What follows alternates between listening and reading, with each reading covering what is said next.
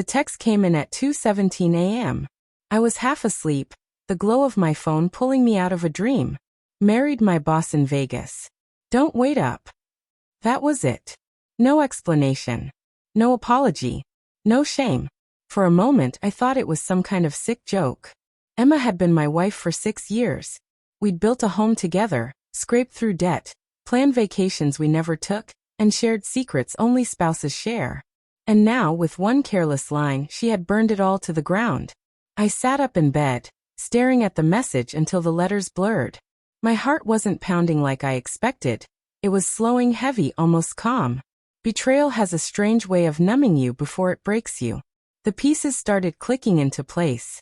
The late nights at the office. The sudden work trips. The new designer clothes I never saw her buy. I had ignored the signs, convincing myself she was just ambitious, just climbing the ladder. But the truth was uglier. Her boss, Richard, wasn't just promoting her career. He was promoting himself into my marriage. I thought about calling her, demanding an explanation. But what would that accomplish? She had already made her choice. She wasn't asking for forgiveness. She was flaunting her betrayal like a trophy. So instead, I lay back, eyes fixed on the ceiling, and let a different kind of thought settle in. If she believed she could discard me so easily, so publicly, she hadn't just underestimated my love. She had underestimated my strength. By sunrise, the shock had cooled into resolve. I wasn't going to beg. I wasn't going to fight for someone who had already sold herself to the highest bidder. But I also wasn't going to disappear quietly. If Emma wanted to play reckless games, she was about to learn that I knew how to play too. And unlike her, I played to win. And my first move would be simple. Let her think I was broken. Let her believe I was waiting by the phone. Because when I finally responded, it wouldn't be with words she expected. I stared at the screen, rereading the message until the letters blurred. Married my boss. The words mocked me, spat in my face. My chest tightened, and for a moment, I thought I might actually collapse right there on the couch. Emily wasn't just gone. She had tossed away our years together like they were scraps on the floor, as if I were disposable. A placeholder until something shinier came along. And worse, she thought I'd just accept it. Don't wait up. The audacity burned.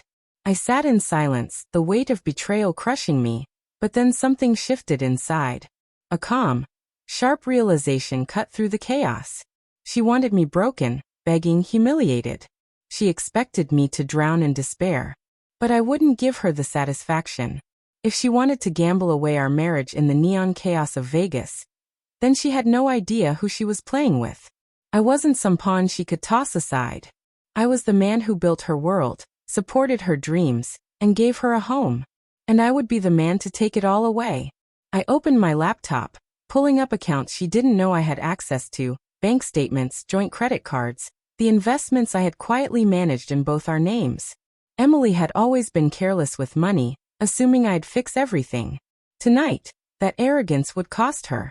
With a few swift clicks, I froze our accounts, redirected funds, and secured what was mine. The honeymoon phase of her reckless marriage would sour quickly when she realized her new life came with no safety net. But I wasn't done. I knew Emily. She craved attention, luxury, the thrill of being adored.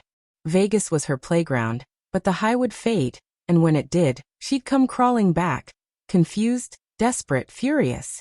I could already picture the texts, the tears, the fake apologies. And that's when I'd make my move. I wouldn't scream, I wouldn't plead. I'd let her see, piece by piece, how thoroughly she'd underestimated me. Because the real gamble wasn't hers. It was mine. And she had already lost.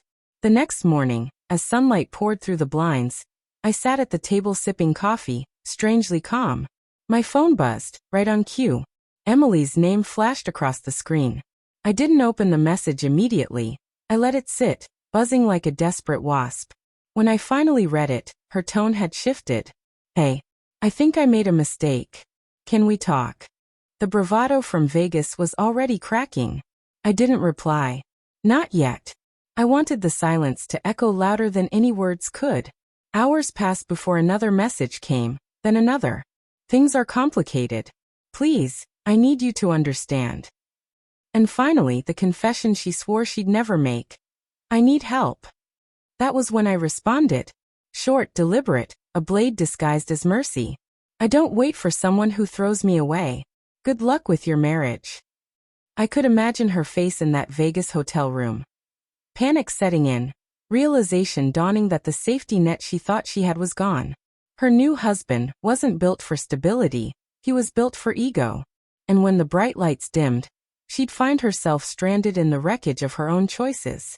For me, though, something incredible happened. The weight I'd carried for years, the doubt, the subtle disrespect, the way she made me feel like an accessory instead of a partner, it all lifted. In its place was clarity, freedom. I packed a single bag that evening, walked out of the house we once shared, and didn't look back. I wasn't leaving as the victim of betrayal. I was leaving as the man who refused to be broken. Her story in Vegas was chaos, but mine was just beginning. A story built not on lies, not on reckless thrills, but on self-respect. And maybe someday, when she looks back on that drunken wedding and realizes what she truly lost, she'll understand the depth of the mistake she made. But by then, I'll be too far gone, too busy living a life she can only watch from a distance. Because she gambled everything, and I was the jackpot she could never win again.